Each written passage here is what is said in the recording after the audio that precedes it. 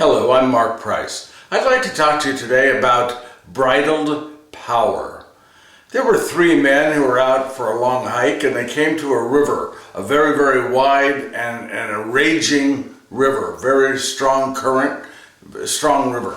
Anyway, they tried to figure out how to get across this river, and one of them prayed to God and said, "Please give me the strength to cross the river."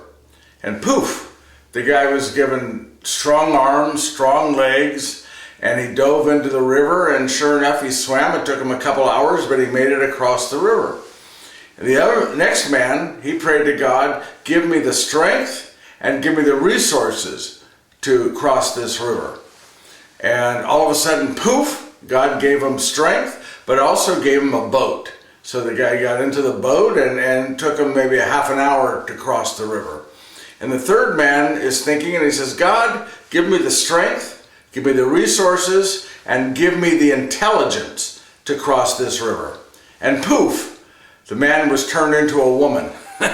And she looked around, saw a map, looked at the map, noticed that there was a bridge just a couple minutes up the road, walked up, went across the bridge, and was across in 5 minutes. There you go.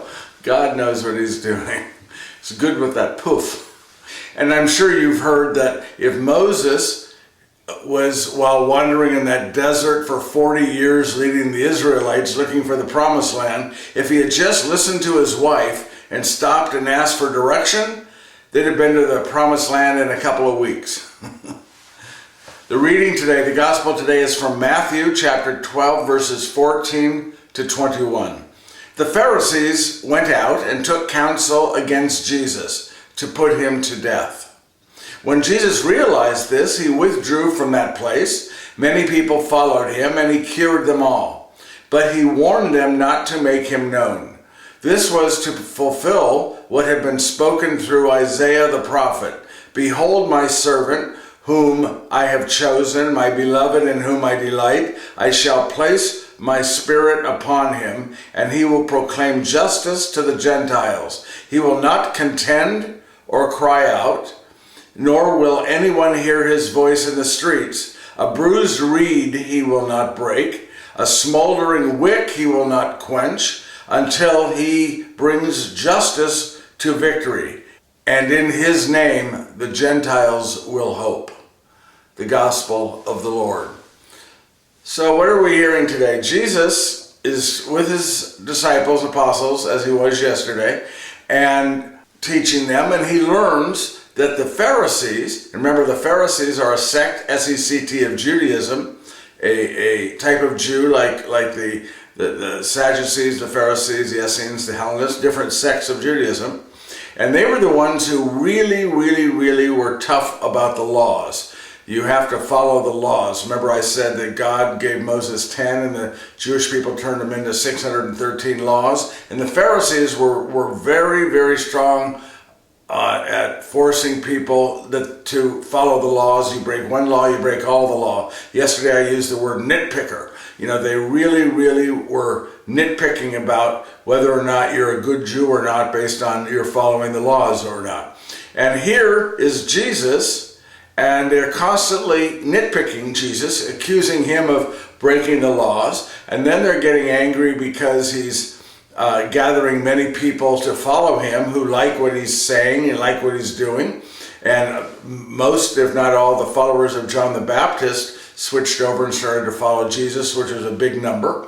And it was upsetting their power base. It was upsetting their status quo. And they wanted Jesus gone. Jesus wasn't just fading away. Jesus was continuing in his teaching, his preaching, and his healing. And it was upsetting them because he didn't seem to be wary of them. He, in fact, calls them hypocrites for doing one thing and saying one thing and doing other things. So they wanted him gone. They wanted him out of their life. So 3 things I'm going to talk about from today's reading. Number 1, what Jesus knew, what Jesus could do with the knowledge that he had, and what Jesus did do. So what he knew, what he could do, and what he did do. First, what he knew. Jesus knew something that almost 2 millennia later, in 1887, Lord Acton would actually write, and that is that power corrupts and absolute power corrupts absolutely. And the Pharisees liked power. They liked control, and they didn't want to lose any amount of that control. And when they started to lose it, they got stronger at imposing themselves. And by extension, the Sanhedrin, which was the leading body of the Jews, they did not want to lose their control. And here was Jesus, this young upstart, who was standing up to them very, very strongly, and not just caving to everything they had to say, but rather calling them out on it. And they wanted him dead. They literally wanted him dead, wanted him to die. So Jesus knew that this group, the Pharisees, they wanted to kill him, and that they were going to look for any way they could to kill him. So that's what he knew. So what could he do about that? Well, Jesus had already exhibited his ability to create miracles. He healed sick. He walked on water. He fed thousands with 5 loaves of bread and 2 fish. He raised a man from the dead. And the other thing that we know he did is, and he's the only person in history to do this, he prophesied his own death and his resurrection. He said he would die, and 3 days later he would rise from the dead. Jesus is also, you'll remember from a few reflections ago, the one who, during the midst of a huge storm, all the apostles were scared to death. Jesus just raised his hand and the storm stopped. So what he could do is use these powers he had, these divine powers, these supernatural powers, these abilities he had to stop them from killing him. He could have, as he says, he could at any time call angels from heaven to come to rescue him.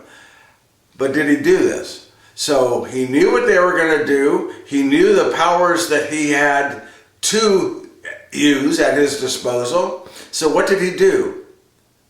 He carried on just as he was. He kept teaching. He kept healing the people. He went on doing what the Father called him to do. In other words, he didn't focus on what the world was trying to do to him. He stayed focused. He kept his focus on his Father and on what God had sent him to the earth to do, and by extension, what his mission was on this earth.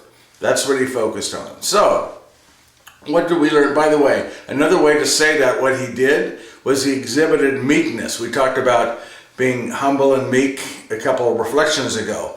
And I told you in that reflection that meek does not mean weak. It does not mean timid. It does not mean shy. Meek means controlled passion, controlled strength. Or another way to say it is bridled power. You have the power, you have the ability, but you bridle it in. You use it when you need to use it. You use the gifts that God has given you when it needs to be done, and you do it in alignment with your following the will of God. Yes? So what we need to learn in our own life is to learn that we are going to have different things that are going to come our way, different things the world will throw at us, different things that will upset us, different things that will bother us in our work, in our relationship, and just the community around us. And how we should act is what Jesus did. We know that we probably have a lot of actions that we could take, a lot of alternatives to stop it. But what we should learn from Jesus is that meekness, that bridled power, that ability to hold off on reacting the way we might want to react, on getting angry and fighting back, but to reel it in, as they say, control that passion, that reaction that we want. What we should do is what Jesus did, and that's keep our focus on God. Don't let the world take our focus away from God. Keep our focus on God. That will give us the strength to be meek. That'll give us the strength to act out with bridled power in a way that God would have us respond. So that's the lesson today. What he knew, what he could do about it, and what he did do, and what we can do when we're faced with with trials and tribulations in our life. Amen? Yeah, this is Mark Price. Thanks for listening.